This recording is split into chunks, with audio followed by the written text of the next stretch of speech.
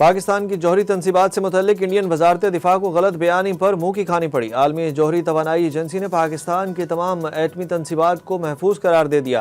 پاکستانی فوج کے ہاتھوں درگت بننے کے بعد بھارت نے جھوٹا پروپیگنڈا شروع کیا تھا۔ IAEA نے کہا کہ بھارت کے حملوں کے دوران پاکستان کی تمام ایٹمی تنصیبات محفوظ رہیں۔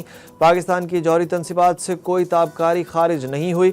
دوسری جانب پاکستانی حملے میں بھارت کے برہموس میزائل ڈیپو کو پہنچنے والے نقصان کی تصدیق ہو گئی۔ بھارتی ریاست پنجاب میں واقع بیس پر تابکاری کے بعد حکام نے الرٹ جاری کر دیا۔ Indian national radiology safety division کی رپورٹ نے بھی صورتحال کی سنگینی کی تصدیق کر دی۔ رپورٹ کے مطابق علاقے میں تابکاری پھیلنے کے شواہد سامنے آئے۔ بھارتی حکام نے سیکیورٹی خدشات کے پیش نظر بیس کے اطراف موجود آبادی کو فوری انخلاء کے احکامات جاری کر دیے۔ بھارت خود ساختہ جوہری بلیک میل کے جنون میں مبتلا ہے۔ پاکستان کی بھارتی وزیر دفاع کے ایٹمی ہتھیاروں سے متعلق بیان کی شدید مذمت۔ پاکستان نے بھارت میں ایٹمی تنصیبات اور مواد کی سیکیورٹی کا جائزہ لینے کا مطالبہ کر دیا۔ ترجمان دفتر خارجہ نے بھارتی وزیر دفاع کے پاکستانی ایٹمی اثاثوں سے متعلق بیان پر کہا کہ یہ غیر ذمہ دارانہ بیان بھارتی عدم تحفظ اور ناکام دفاعی حکمت عملی کی عکاسی کرتا ہے۔ پاکستان کی روایتی دفاعی صلاحیت بھارت کی جارحیت کو روکنے کے لیے کافی ہے۔ جو ریاست جوہری استعمال والے حساس مواد کی غیر قانونی خرید و فروخت میں ملوث ہو سکتی ہے۔ پاکستان ان واقعات کی شفاف اور جامع تحقیقات کا مطالبہ کرتا ہے۔ دفتر خارجہ نے کہا کہ سال 2021 میں بھی کیلیفورنیم کی چوری کے 3 واقعات رپورٹ ہو چکے ہیں۔ یہ واقعات بھارت میں جوہری اور تابکار مواد کی سیکیورٹی کے ناقص اقدامات اور خطرناک بلیک مارکیٹ کے وجود کی نشاندہی کرتے ہیں۔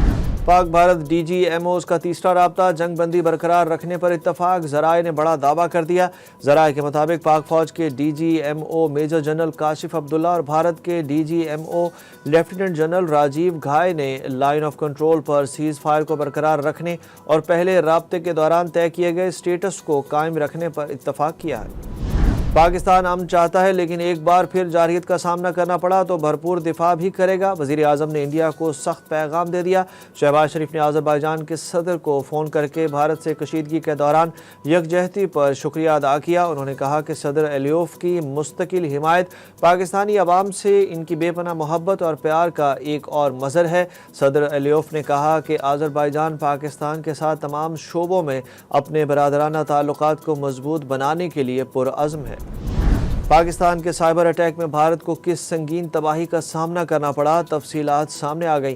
ذرائع کے مطابق افواج پاکستان کی سائبر ٹیم نے بھارت کو مختلف ڈومینز میں نقصان پہنچایا، جس میں پاور انفراسٹرکچر اور پیٹرولیم سیکٹر شامل ہیں۔ پاکستانی سائبر ٹیم نے بھارتی قومی مفاصلات کو بھی شدید نقصان پہنچایا، جبکہ بھارتی سرکاری ای میل اور OTP انفراسٹرکچر کو بھی بند کر دیا گیا۔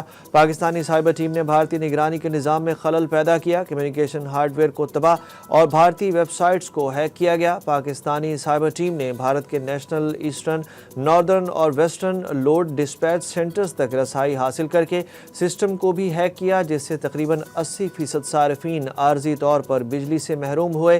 ذرائع کے مطابق جن بھارتی ہوائی اڈوں کے سرورز کو ہیک کیا گیا تھا، اس میں ممبئی، دہلی اور کلکتہ شامل ہیں۔ معاشی میدان میں انڈیا کو ایک اور تذلیل کا سامنا۔ ٹرمپ نے ایپل کمپنی کو بھارت میں فیکٹریاں لگانے سے روک دیا۔ امریکی صدر ڈونلڈ ٹرمپ نے ایپل کے CEO ٹم کک سے کہا کہ وہ بھارت میں فیکٹریاں قائم کرنے سے باز رہیں۔ ان کا کہنا تھا کہ ایپل کو چین سے باہر مینوفیکچرنگ پھیلانے کی ضرورت نہیں، بلکہ وہ امریکہ میں پیداواری سرگرمیاں بڑھائے۔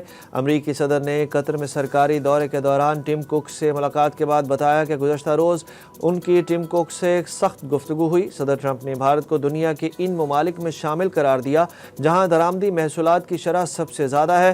ٹرمپ نے ایپل پر زور دیا کہ وہ امریکہ میں پیداواری مراکز کو ترجیح دے۔ چیئرمین PTI نے عمران خان کی حکومت کے ساتھ کسی بھی قسم کی ڈیل کی تردید کر دی۔ پارلیمنٹ ہاؤس کے باہر میڈیا سے گفتگو میں بیرسٹر گوہر نے کہا کہ وزیر اعظم نے اسمبلی میں آفر دی، جس کا ہم نے خیر مقدم کیا، اور کہا کہ عمران خان سے پوچھیں گے، پارٹی سے پوچھیں گے، پھر بات کریں گے۔ انہوں نے کہا کہ بانی PTI کی اندر کی بات کو باہر کبھی شیئر نہیں کیا۔ ان کے بچے سامنے آئے، بانی PTI کے بچے حالات سے باخبر ہیں۔ قاسم اور سلیمان اپنے والد سے رابطے میں ہیں۔ بچوں نے بھی کہہ دیا کہ کوئی ڈیل نہیں کی گئی۔ کس چیز کی ڈیل ہوگی؟ عمران خان ناجائز اور ناحق جیل میں ہیں۔ PTI کے چیئرمین عمران خان ہیں، بیرسٹر گوہر صرف پیغام رسانی کے لیے ہیں، علیمہ خان نے واضح کر دیا۔